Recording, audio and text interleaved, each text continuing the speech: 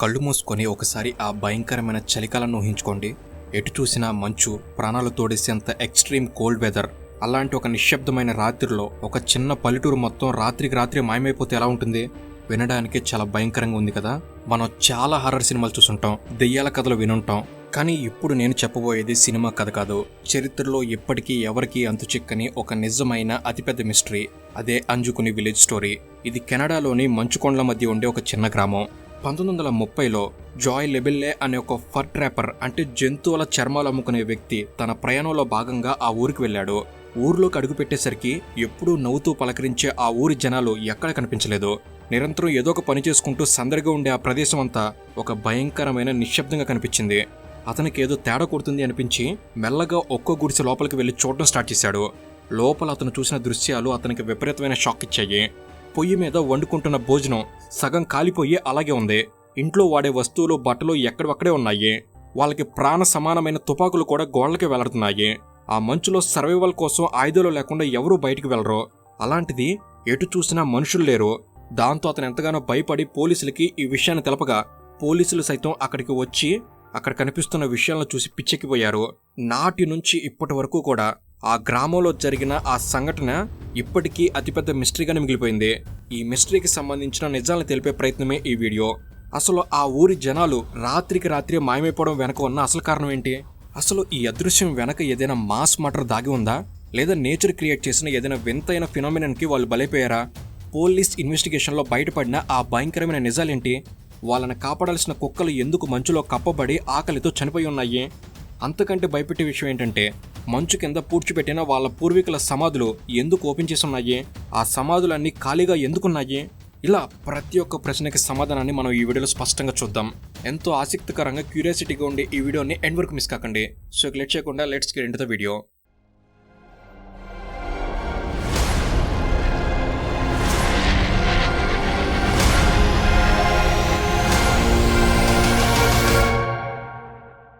ముందుగా ఈ స్టోరీ ఎక్కడ జరిగిందో తెలిస్తే ఆ మిస్టరీ వెనక ఉన్న భయం మనకి ఇంకా బాగా అర్థమవుతుంది. ఈ ప్రదేశం పేరు అంజుకుని విలేజ్. ఇది కెనడా దేశంలోని నునావట్ అనే ఒక ఎక్స్ట్రీమ్ రిమోట్ ఏరియాలో ఉంది. చుట్టూ ఎటు చూసిన కిలోమీటర్ల కొద్దీ దట్టమైన అడవులు, ప్రాణాలు గడ్డకట్టించే మంచుకొండలు మాత్రమే ఇక్కడ ఉంటాయి. ఇలాంటి ఒక ఐసోలేటెడ్ లొకేషన్లో ఆ అంజుకుని సరస్సు ఒడ్డున ఇనిట్ అనే చిన్న తెగకు చెందిన కొందరు ప్రజలు గుడిసెలు వేసుకుని జీవించేవాళ్ళు.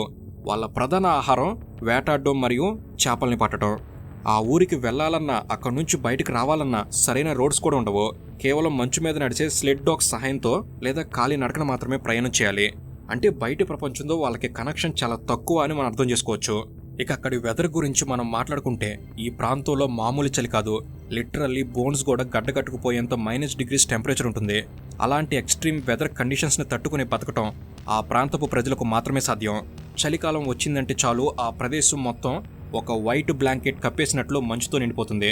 రాత్రిపూట అయితే ఆ ప్రదేశం అంతా ఒక డెత్లీ సైలెన్స్తో భయంకరంగా ఉంటుంది. కేవలం చలిగాలి శబ్దం తప్ప మరేదీ వినిపించదు. అలాంటి ఈ ప్రాంతంలో అది 1930వ సంవత్సరం నవంబర్ నెల, అనగా సరైన చలికాలంలో జాయ్ లెబెల్లీ అనే ఒక ఫర్ ట్రాపర్, అంటే జంతువుల చర్మాలు అమ్ముకునే వ్యాపారి, తన ప్రయాణంలో అలిసిపోయి అంజుకుని లేక్ వైపు వెళ్ళాడు. అతనికి ఆ ఊరు కొత్తమే కాదు, ఇంతకుముందు చాలాసార్లు అక్కడికి వెళ్ళాడు. ఆ ఊరి జనాలు చాలా ఫ్రెండ్లీగా ఉండే రకం. చలిలో వణికిపోతూ వచ్చే ఎవరికైనా వేడివేడి ఆహారం పెట్టి ఆశ్రయం ఇచ్చే మంచి మనసున్న వాళ్ళు. ఆ రోజు కూడా లెబెల్లే అదే ఆశతో తన మంచు బూట్లు వేసుకుని ఆ ఊరి వైపు అడుగులు వేశాడు.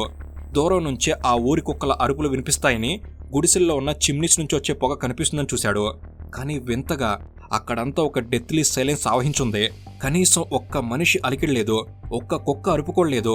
ఏదో తెలియని ఒక నెగిటివ్ ఎనర్జీ అతన్ని భయపెట్టడం స్టార్ట్ చేసింది. మెల్లగా ఆ ఊరి పొలిమేరల్లో కరిగిపెట్టాడు. హలో, ఎవరైనా ఉన్నారా అని గట్టిగా అరిచాడు. అతని వాయిస్ ఆ మంచు కొండలకు తగిలి ఈకో అవడం తప్ప తిరిగి ఎలాంటి రెస్పాన్స్ రాలేదు. అప్పుడు అతనికి అర్థమైంది అక్కడేదో ఘోరం జరిగిందని. మెల్లగా తన చేతిలో ఉన్న గన్ పట్టుకొని భయపడుతూనే ధైర్యం తెచ్చుకొని మొదటి గుడిసె తలుపు తీశాడు. లోపల అతను చూసిన దృశ్యం అతని మైండ్ బ్లాక్ అయ్యేలా చేసింది. అక్కడ పొయ్యి మీద వంట చేసుకుంటున్న ఒక గిన్నె ఉంది. కానీ ఆ పొయ్యి మంట ఎప్పుడు ఆరిపోయింది. అందులో ఉన్న ఆహారం మొత్తం మాడిపోయి నల్లగా అయిపోయింది.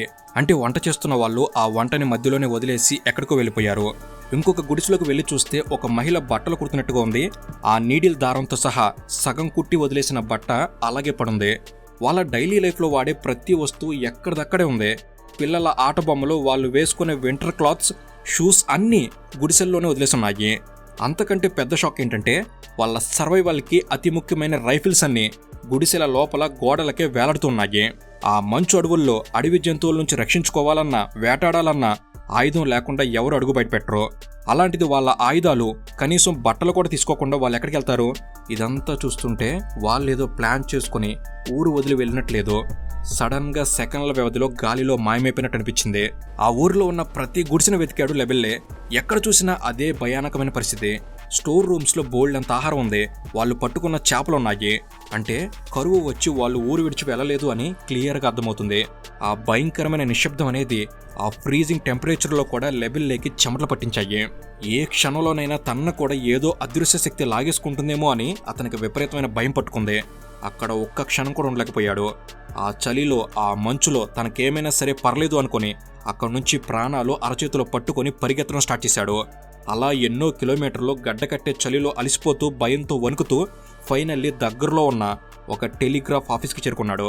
వెంటనే రాయల్ కెనడియన్ మౌంటెడ్ పోలీస్, అంటే వాళ్ళ దేశపు ఆర్సీఎంపీ పోలీసులకి ఒక అర్జెంట్ మెసేజ్ పంపించాడు. సార్, అంజుకుని విలేజ్లో ఉన్న జనాలందరూ ఒకేసారి మాయమైపోయారు, అక్కడేదో భయంకరమైన మిస్టరీ దాగుంది అని రిపోర్ట్ చేశాడు. లెబెల్లే పంపించిన ఆ అర్జెంట్ మెసేజ్ చదివిన వెంటనే ఆర్సీఎంపీకి చెందిన ఆఫీసర్లు హుటాహుటిన ఆ అంజుకుని విలేజ్కి బయలుదేరారు. వాళ్ళక్కడికి చేరుకుని ఇన్వెస్టిగేషన్ స్టార్ట్ చేసిన తర్వాత లెబెల్లే చెప్పిందంతా అక్షరాల నిజం అని వాళ్ళకి అర్థమైంది. ఆ మంచులో వాళ్ళు వెతుకుతున్న కొద్దీ ఎక్కడా కనీసం ఒక మనిషి జాడ కూడా దొరకలేదు. గుడిసెల్లో ఉన్న ఫుడ్, బట్టలు, ఆఖరికి వాళ్ళ రైఫిల్స్ అన్నీ ఎక్కడికక్కడే ఉన్నాయి. అసలు ఏ మనిషి అయినా ప్రాణాలు అరచేతులు పెట్టుకుని పారిపోయే సిచ్యువేషన్ వస్తే కనీసం ఆయుధాలైనా తీసుకుంటాడు కదా, కానీ అవేం జరగలేదు. అయితే ఆ ఇన్వెస్టిగేషన్లో పోలీసులకు ఎదురైన 2 భయంకరమైన నిజాలు వాళ్ళ మైండ్ బ్లాక్ అయ్యేలా చేశాయి. మొదటి విషయం ఏంటంటే, ఆ ఊరు బయట ఉన్న మంచులో పోలీసులకి కొన్ని కుక్కల శవాలు కనిపించాయి.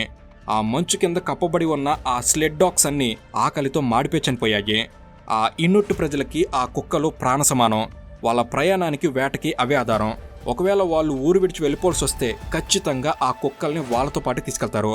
అలా వదిలేసి వెళ్ళడం అనేది ఇంపాసిబుల్. ఒకవేళ ఏ అడవి జంతువు దాడి చేస్తే అవి అలా ఒకే దగ్గర ఆకలితో చనిపోవు కదా. ఆ కుక్కల్ని చెట్లకు కట్టేశారు. దాంతో అవి పాపం తినడానికి ఏమీ లేక ఆ చలిలో గెడ్డ కట్టి చనిపోయాయి. ఈ దృశ్యం చూసిన పోలీసులకి ఆ మిస్టరీ వెనక ఉన్న డెప్త్ మెల్లగా అర్థం కావడం స్టార్ట్ అయింది. ఇక వాళ్ళు కనుక్కున్న రెండో విషయం ఈ ఇన్వెస్టిగేషన్కే పెద్ద షాక్ అని చెప్పొచ్చు. ఆ ఊరి పక్కనే వాళ్ళ పూర్వీకుల సమాధులుంటాయి. పోలీసులు అక్కడికి వెళ్లి చూసేసరికి ఆ సమాధులన్నీ ఓపెన్ చేసి ఉన్నాయి. ఆ సమాధులపైన పేర్చిన రాళ్లన్నీ చాలా నీట్గా పక్కన పెట్టున్నాయి. లోపల ఉన్న డెడ్ బాడీస్ మాయమైపోయాయి. ఈ పాయింట్ దగ్గరే ఎవరికైనా బుర్ర పాడైపోతుంది. ఎందుకంటే ఆ మంచులో నేల మొత్తం రాయిలాగా గెడ్డ కట్టుకుపోయి ఉంటుంది. అంత గట్టిగా ఉన్న నేలను తవ్వి సమాధులు ఓపెన్ చేయడం అంటే మామూలు విషయం కాదు. దానికి చాలా టైం పడుతుంది, చాలా బలం కావాలి. ఏదైనా జంతువు తవ్వింది అనుకుందామంటే ఆ రాళ్ళు అంత పద్ధతిగా పక్కన పేర్చి ఉండవు కదా. అసలు ఆ చనిపోయిన వాళ్ళ బాడీస్ని ఎవరు తీసుకెళ్లారు, ఎందుకు తీసుకెళ్లారు? ఇదంతా చూస్తుంటే ఈ కేసులో ఏదో హ్యూమన్ కెపాసిటీకి మించిన శక్తి ఇన్వాల్వ్ అయి ఉందని పోలీసులకు డౌట్ మొదలైంది. పోనీ వాళ్ళు ఎటు వెళ్లారో కనుక్కుందామని ఆ మంచు మీద ఫుట్ ప్రింట్స్ వెతకడం స్టార్ట్ చేశారు పోలీసులు. కానీ ఆ ఊరి పొలిమేరల నుంచి బయటకు వెళ్ళినట్టు ఒక్క అడుగు జాడకొడలేదు. చుట్టూ మంచున్నప్పుడు ఖచ్చితంగా పాదముద్రలు పడాలి కదా. కానీ ఊరంతా గాల్లోకి ఎగిరిపోయినట్టుగా అక్కడ ఎలాంటి క్లూస్ దొరకలేదు. ఇంతలో ఆకాశంలో ఆ రోజు రాత్రి ఏదో వింతైన లైట్ కనిపించిందని ఆ చుట్టుపక్కల ఊర్ల వాళ్ళు పోలీసులకి చెప్పడంతో ఈ కేసు ఇంకో కొత్త టర్న్ తీసుకుంది. పోలీసుల ఇన్వెస్టిగేషన్ ఒక కొలిక్ రాకముందే ఈ కేసులోకి ఒక కొత్త యాంగిల్ ఎంటర్ అయింది. అదే యూఎఫ్ఓస్ మరియు ఏలియన్స్ థియరీ. అప్పటి వరకు కేవలం వాళ్ళు ఎక్కడికైనా వెళ్ళిపోయారేమో అనుకున్న వాళ్ళకి ఆ చుట్టుపక్కల ప్రాంతంలో నివసించే ఎర్మాండ్ లారెట్ అనే ఒక వ్యక్తి మరియు అతని 2 కొడుకులు చెప్పిన విషయం విన్నాక ఒక్కసారిగా భయం పట్టుకుంది. వాళ్ళు పోలీసులకి ఒక దిమ్మ తిరిగి నిజం చెప్పారు. సరిగ్గా ఆ ఊరి జనాలు మాయమైన రాత్రి వాళ్ళు ఆ అంజుకుని లేక్ వైపు ఆకాశంలో ఒక వింతైన లైట్ని చూశారట. ఆ లైట్ మామూలు నక్షత్రం లాగలేదు, ఒక పెద్ద సిలిండర్ షేప్లో ఉండి రంగులు మారుస్తూ మెల్లగా ఆ ఊరి వైపు వెళ్తుందని వాళ్ళు వివరించారు. సరిగ్గా ఆ గ్రామంలో జనాలు మాయమైన టైంకి ఆ ఆకాశంలో ఆ వింతైన లైట్స్ కనిపించిన టైంకి పర్ఫెక్ట్గా మ్యాచ్ అవడంతో అందరి మైండ్ బ్లాక్ అయిపోయింది. ఇది విన్నాక మనం ఒకసారి ఆలోచిస్తే ఎన్నో అనుమానాలకి సమాధానాలు దొరికినట్టు అనిపిస్తుంది. వాళ్ళు నడుచుకుంటూ వెళ్తే కదా మంచు మీద ఫుట్ ప్రింట్స్ పడడానికి. అదే పైనుంచి వచ్చిన ఏదైనా అడ్వాన్స్డ్ టెక్నాలజీ వాళ్ళని గాలిలో పైకి లాగేసుకుంటే ఇంక క్లూస్ ఎక్కడి నుంచి దొరుకుతాయి? చాలామంది ఏమనుకున్నారంటే ఆ యూఎఫ్ఎస్లో వచ్చిన ఏలియన్స్ ఆ ఊరి జనాల్ని మూకుమ్మడిగా కిడ్నాప్ చేసి స్పేస్లోకి తీసుకెళ్లిపోయారని బలంగా నమ్మడం స్టార్ట్ చేశారు. సెకండ్ల వ్యవధిలో వాళ్ళని తీసుకెళ్లడం వల్లే పొయ్యి మీద వండుతున్న ఆహారం అలాగే ఉండిపోయింది. బట్టలు కుడుతున్న మహిళ ఆ పనిని అక్కడే వదిలేసి వచ్చింది. వాళ్ళకి కనీసం ఆ రైఫిల్స్ తీసుకున్న టైం కూడా దొరకలేదని ఈ థియరీ చెప్తుంది. మరి ఆ కుక్కల్ని ఎందుకు వదిలేశారు, ఆ సమాధులు ఎందుకు ఓపెన్ చేసి ఉన్నాయనే దానికి కూడా ఈ యూఎఫ్ఓ థియరీ ఒక భయంకరమైన ఎక్స్ప్లెనేషన్ ఇస్తుంది. బహుశా ఆ ఏలియన్స్కి జంతువులతో పనిలేదు కాబట్టి ఆ కుక్కల్ని అక్కడే వదిలేశారు. ఇకపోతే మన హ్యూమన్ డిఎన్ఏ పైన, మన పూర్వీకుల జెనెటిక్స్ పైన ఏమైనా రీసెర్చ్ చేయాలనిపించి చాలా పద్ధతిగా ఆ సమాధులను ఓపెన్ చేసి ఆ డెడ్ బాడీస్ని కూడా వాళ్ళతో పాటు తీసుకెళ్లారేమో అని కొందరు యూఎఫ్ఓ రీసెర్చర్స్ అనుమానం వ్యక్తం చేశారు. మన దగ్గర లేని ఆ వింతైన టెక్నాలజీతోనే ఆ గెడ్డ కట్టిన మంచుని అంత పర్ఫెక్ట్గా తవ్వి ఉండొచ్చని అనుమానించారు. ఈ ఊరి చుట్టూ కేవలం ఏలియన్స్ థియరీ మాత్రమే కాదు, ఇంకా చాలా భయంకరమైన కథలున్నాయి. అక్కడ స్థానిక ప్రజల నమ్మకాల ప్రకారం ఆ మంచు అడవుల్లో వెండిగో అనే ఒక భయంకరమైన రాక్షసుడు తిరుగుతూ ఉంటాడని వాళ్ళు బలంగా నమ్ముతారు. ఆ రాక్షసుడు మనుషుల్ని ఎత్తుకుపోయి వాళ్ళని తినేస్తుందని ఒక పురాణ గాథ ఉంది. ఇంకొంతమంది ఏమంటారంటే ఆ ఇన్నుట్ ప్రజలు ఏదో ఒక ఈవిల్ స్పిరిట్ని నిద్రలేపారని, ఆ కోపంతోనే ఆత్మలన్నీ కలిసి ఆ ఊరిని మొత్తం నాశనం చేసేయని అనుకుంటారు. ఎందుకంటే వాళ్ళ సమాధులు అంత పద్ధతిగా ఓపెన్ చేసి ఉండటం వెనక ఖచ్చితంగా ఏదో చేతబడి లాంటి బ్లాక్ మ్యాజిక్ జరిగి ఉండొచ్చని వాళ్ళ అనుమానం. మనకు వినడానికి ఇవి నమ్మశక్యంగా లేకపోయినా ఆ చుట్టుపక్కల ప్రాంతాల్లో ఇప్పటికీ ఇలాంటి భయానక కథలు వినిపిస్తుంటాయి. మరికొందరు చెప్పే ఇంకొక థియరీ ఏంటంటే ఆ ఊరిలో బహుశా ఏదైనా అంటువ్యాధి వేగంగా వ్యాపించుండొచ్చు. దానివల్ల ప్రాణభయంతో జనాలు తలో దిక్కు పారిపోయి ఉంటారని అంటారు. కానీ ఇక్కడ ఒక చిన్న లాజిక్ మనం మిస్ అవుతున్నాం. ఒకవేళ వ్యాధి వస్తే అందరూ ఒకేసారి తమ బట్టలు, ఆయుధాలు వదిలేసి ఎందుకు పారిపోతారు? కనీసం తమ ప్రాణాలను కాపాడే ఆ రైఫిల్స్ అయినా తీసుకుంటారు కదా. పైగా మంచు మీద ఎక్కడా ఒక్క ఫుట్ ప్రింట్ కూడా దొరకలేదు. సో ఈ మాస్ మైగ్రేషన్ లేదా న్యాచురల్ డిసాస్టర్ అనే థియరీకి కూడా సరైన ఆధారాలు లేవు. ఆ కుక్కల ఆకలితో చనిపోవడాన్ని బట్టి చూస్తే వాళ్ళు ఖచ్చితంగా తిరిగి వద్దామనే ఉద్దేశంతోనే వెళ్లారని, కానీ మధ్యలో ఏదో జరిగి వాళ్ళు పూర్తిగా కనుమరుగయ్యారని స్పష్టంగా అర్థమవుతుంది. ఇన్ని థియరీస్, ఇన్ని అనుమానాల మధ్య అసలు నిజం ఏంటి అనే దానిపైన ఒక పెద్ద డిబేట్ ఎప్పటి నుంచో జరుగుతూనే ఉంది. ఒకవైపు ఇది ఖచ్చితంగా ఏలియన్స్ పని లేదా ఏవో స్పిరిట్స్ పని అని కొందరు బలంగా నమ్ముతుంటే, ఇంకోవైపు పోలీసులు మాత్రం ఇదంతా ఒక పెద్ద బోటకమని కొట్టిపారేశారు. పోలీసు వాళ్ళు ఇచ్చిన అఫీషియల్ రిపోర్ట్ ప్రకారం అంజుకుని విలేజ్లో జరిగిన దానికి ఎటువంటి సూపర్ న్యాచురల్ కారణాలు లేవు.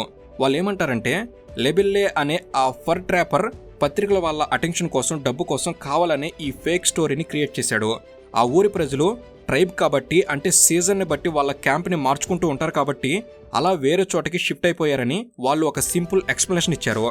తర్వాత 1959లో ఫ్రాంక్ ఎడ్వర్డ్స్ అనే ఒక రైటర్ తన బుక్లో ఈ స్టోరీని రాశాక ఇది ప్రపంచవ్యాప్తంగా ఒక పెద్ద సెన్సేషన్ అయింది. సరే, పోలీసులు చెప్పినట్టు ఇదంతా కేవలం ఒక ఎగ్జిగరేటెడ్ స్టోరీనే అనుకుందాం. కానీ మనం ఇక్కడ ఆలోచించాల్సిన కొన్ని లాజికల్ పాయింట్స్ ఉన్నాయి. వాళ్ళు క్యాంపు షిఫ్ట్ చేసే వాళ్ళే అయితే వాళ్ళ సర్వే వాళ్ళకి ప్రాణ సమానమైన రైఫిల్స్ని, చలికి వేసుకునే బట్టల్ని ఎందుకు వదిలేస్తారు? వండుకుంటున్న ఫుడ్ని మధ్యలోనే వదిలేసి ఊరు ఎలా ఖాళీ చేస్తారు? కనీసం తమకు ఎంతో నమ్మకమైన ఆ స్లెడ్ డాగ్స్ని మంచులో ఆకలితో చనిపోయేలా ఎందుకు చెట్లకు కట్టేసి వెళ్తారు? దానికి తోడు జంతువులు దాడి చేసి సమాధులు తవ్వేశాయని పోలీసులు చెప్పిన రీజన్ కూడా ఏమాత్రం నమ్మశక్యంగా లేదు. ఎందుకంటే ఆ సమాధుల మీద ఉన్న రాళ్ళు చాలా నీట్గా పక్కన పేర్చున్నాయి. ఏ జంతువుకైనా ఆ రాళ్ళని అంత పద్ధతిగా తీసి పక్కన పెట్టి తెలివి ఉంటుందా? ఈ సంఘటన జరిగి 96 ఏళ్లు గడుస్తున్నా ఈ క్వశ్చన్స్కి ఇప్పటికీ సరైన ఆన్సర్స్ దొరకలేదు.